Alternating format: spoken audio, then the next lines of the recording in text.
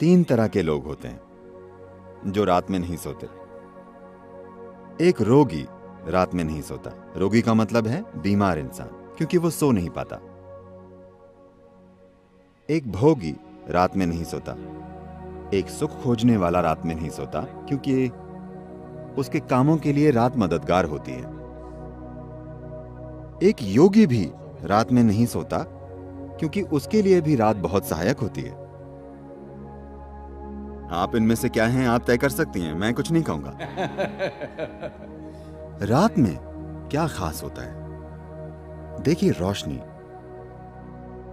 हमारे लिए रोशनी इसलिए कीमती है क्योंकि हमारी आंखें एक खास तरह से बनी हुई हैं। रोशनी आपको हर चीज अलग अलग करके दिखाती है। देखिए, अभी क्योंकि यहां रोशनी है, मैं इस इंसान को, इस इंसान को, इस इंसान को, इस इंसान को देख सकता हूं। मान लीजिए लाइट चली गई और अंधेरा हो गया, मैं बस लोगों के झुंड को देख पाऊंगा। मैं इस इंसान को, इस इंसान को, इस इंसान को नहीं देख पाऊंगा। तो रात में कुछ ऐसा है कि रात में सीमाएं थोड़ी धुंधली हो जाती हैं। तो योग के लिए, सेक्सुअलिटी के लिए, दोस्ती के लिए, नजदीकियां, पढ़ाई, फोकस, इन सभी चीजों के लिए रात ज्यादा सहायक लगती है, क्योंकि रात में आपके और दूसरे के बीच का अंतर कम हो जाता है। सिर्फ इसलिए क्योंकि हमारी आंखें इस तरह से काम करती हैं। जहां रोशनी ना हो, वहां हमारे अनुभव में हर चीज मिलकर एक हो जाती है। तो एक योगी, एक भोगी और एक रोगी, ये तीनों रात का इस्तेमाल करते हैं। आप भी इसका इस्तेमाल कर सकती हैं। इसमें कोई समस्या नहीं है, जब तक कि आप क्लास में सोती ना हो। अगर आप क्लास में नहीं सोती तो ये चलेगा, इसमें कुछ गलत नहीं है। लेकिन आप इसे आजमा कर देखिए। क्या मैं कुछ साझा कर सकता हूं? मैं कुछ ऐसा था। जब मैं सोता था, मेरा स्कूल आमतौर पर सुबह 8:30 का होता था। 6:45 से मेरी माँ और मेरी बहनें मुझे जगाना शुरू कर देती थी। बहुत सी चीजें करनी पड़ती थी। वे मुझे बिस्तर पर उठाकर बैठा देती थी।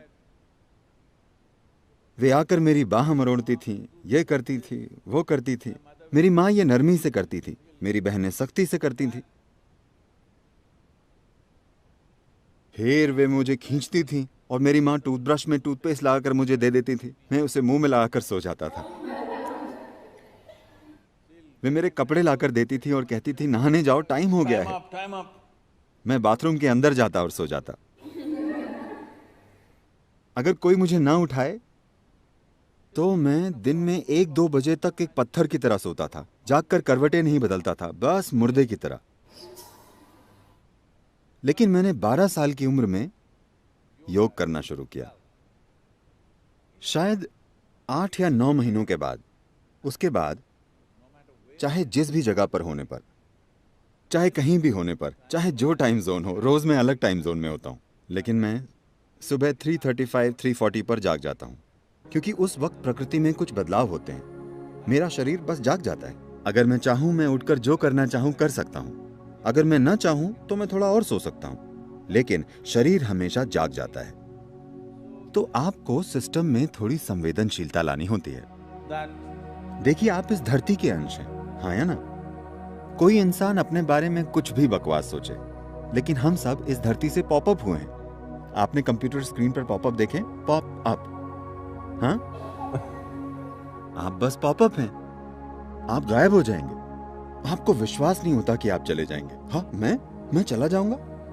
हाँ, वे सारे चतुर लोग, अनगिनत लोग जो इस धरती पर आपसे और मुझसे पहले घूमते थे, वे अब कहां हैं? नामो निशान नहीं है, सब मिट्टी हो गए। क्या ऐसा नहीं है? क्या वे पॉपअप नहीं थे? क्या आप पॉपअप नहीं है? पुप पुप। आपको लग सकता है कि आपका जीवन शानदार है, वगैरह वगैरह। जहां तक धरती का सवाल है, वो बस अपनी मिट्टी को रिसाइकिल कर रही है। आपको उछालती है और फिर वापस खींच लेती है, उछालती है और फिर खींच लेती है।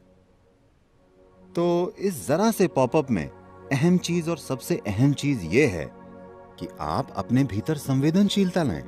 ऐसी संवेदनशीलता कि जीवन का हर आयाम आपके अनुभव में आ जाए, इससे पहले कि आप मर जाएं। क्या यह महत्वपूर्ण नहीं है कि आप इस जीवन को हर संभव स्तर पर अनुभव करें, है ना? हाँ, है ना? अनुभव का मतलब है, लोग सोचते हैं हमें हर दिन पार्टी करना है। नहीं नहीं, एक ही चीज आप कितनी बार करेंगे? इंसान के जीवन में खोजने के लिए बहुत कुछ है। आपको संवेदनशील होना होगा। संवेदनशील से मेरा मतलब है, क्योंकि इस शब्द का एक गलत तरीके से इस्तेमाल किया जाता है। इस मायने में जब लोग कहते हैं अरे वो संवेदनशील है, तो मतलब होता है वो जरा सी बात का बुरा मान जाएगी, है ना? आपके जीवन का संवेदनशील होना और आपके अहम का संवेदनशील होना दो अलग चीजें। जीवन के संवेदनशील होने का मतलब है कि अगर आप इस हॉल में आते हैं तो आप यहाँ मौजूद हर चीज का अनुभव करते हैं, आपसे कुछ नहीं चूकता। अगर आप बाहर जाते हैं तो आप किसी चीज से नहीं चूकते। जीवन के हर आयाम को आपके अनुभव में आना चाहिए। तो संवेदनशीलता विकसित करने का मतलब है कि अगर आप अपनी आंखें बंद करें तो आप जान जाएं कि चांद अभी किस अवस्था में है, क्योंकि ये सब आपके शरीर में हो रहा है। हर दिन ये आपके सिस्टम में जाहिर हो रहा है। Every day it is playing in your system. Do you see if it's a full moon or a new moon, the entire ocean is coming up? क्या आपने ध्यान दिया है कि अगर पूर्णिमा या अमावस्या हो तो पूरा समुद्र उछलता है, ज्वार भाटा आता है ना? आप कभी समुद्र तट पर गए हैं या नहीं जाते? आप जाते हैं? लहरें उठती हैं। Yes. पूरा समुद्र ऊपर उठने की कोशिश कर रहा है। आपके शरीर का 72% पानी है। आपको लगता है कि कुछ नहीं उठता? ये उठता है। सूरज और चंद्रमा की हर स्थिति और कई चीजें जो धरती के साथ हो रही हैं, वो आपके साथ भी हो रही हैं। आपके जीवन को संवेदनशील बनना चाहिए, तभी आप जानेंगे कि आपके जीवन के हर पहलू को कैसे संभालें। संवेदनशील अहम मत बनाइए, अपने सामाजिक पहलू को संवेदनशील मत बनाइए। अगर आपके भीतर का जीवन संवेदनशील बन जाए और इस जीवन के साथ जो हो रहा है, अगर वो एक चीज आप जानते हैं, तो आप देखेंगे कि आपका जीपीएस ऑन हो गया है। तब कोई समस्या नहीं होगी, आप कभी खोएंगे नहीं। इससे कोई फर्क नहीं पड़ता कि कौन क्या कहता है, आप कैसे हालात में पहुंच गए हैं, आप कभी भटकेंगे नहीं, क्योंकि आपका जीवन संवेदनशील है। इस जीवन की बस यही जरूरत है कि इसे एक जीवन के रूप में संवेदनशील बनना है। अभी हमने एक ऐसा मनोवैज्ञानिक ढांचा विकसित कर लिया है जिसका जीवन से कोई लेना देना नहीं है। इसका थोड़ा सरोकार सामाजिक पहलू से है, पर जीवन से कोई लेना देना नहीं।